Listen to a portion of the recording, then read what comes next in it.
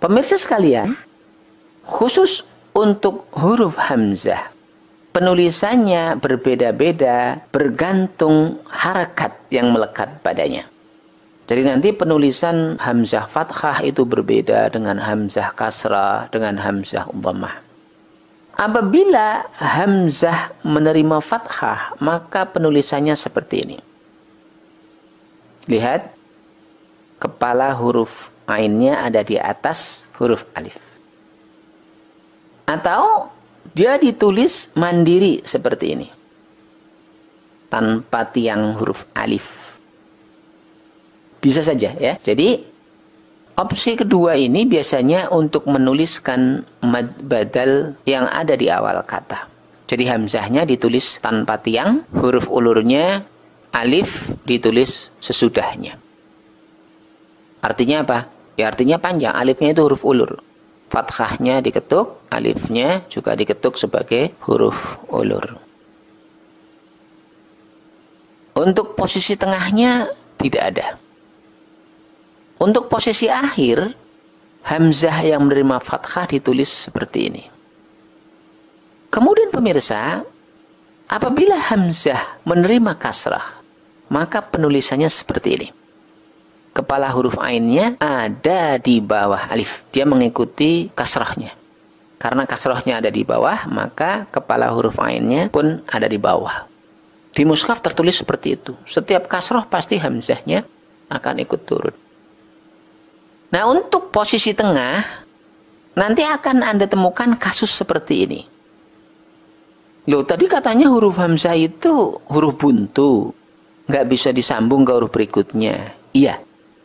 Namun di beberapa kasus nanti, penulisan hamzah di tengah kata dalam posisi kasroh itu bisa menggunakan mode sambung, tetapi yang nyambung bukan kepala huruf ainnya, yang nyambung adalah alasnya.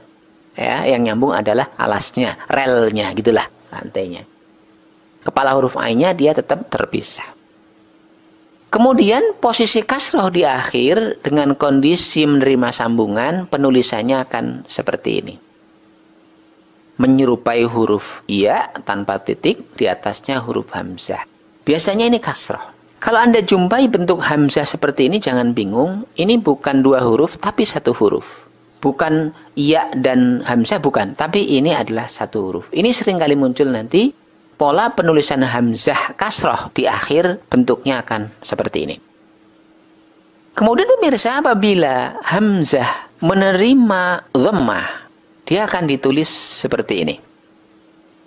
Kepala huruf ainnya ke atas, balik ke atas, mengikuti letak dhammah yang ada di atas huruf.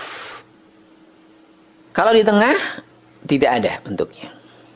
Dan kalau posisi hamzah di akhir, sementara dia menerima sambungan dengan huruf sebelumnya, hamzah sering ditulis dengan model seperti ini.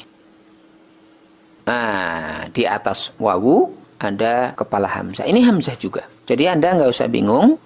Alif dan hamzah, iya dan hamzah, wawu dan hamzah itu satu. Itu hamzah.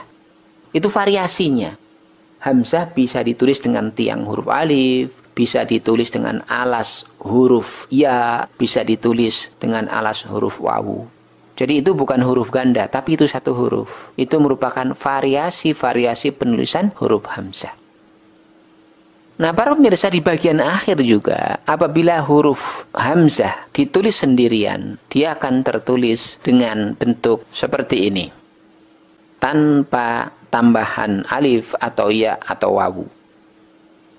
Ya, apabila dia ada di akhir, namun tidak bersambung dengan huruf sebelumnya, dia ditulis dengan tanpa tiang, tanpa alif, tanpa alas, wawu atau ya. Nah, kondisinya bisa dhammah, kasrah, fathah. Bisa juga tanwin. Bisa tanwin yang mode 2 ketukan, dan bisa juga tanwin mode 4 ketukan. Nggak masalah, ya, nggak masalah. Jadi pemirsa sekalian, inilah variasi-variasi bentuk hamzah dalam penulisannya. Anda nggak usah bingung, walaupun dia ditulis dengan tambahan alas huruf alif, huruf ya dan huruf wawu seolah-olah 2 huruf, tapi dia dianggap sebagai 1 huruf. Huruf hamzah saja, ya, huruf hamzah saja.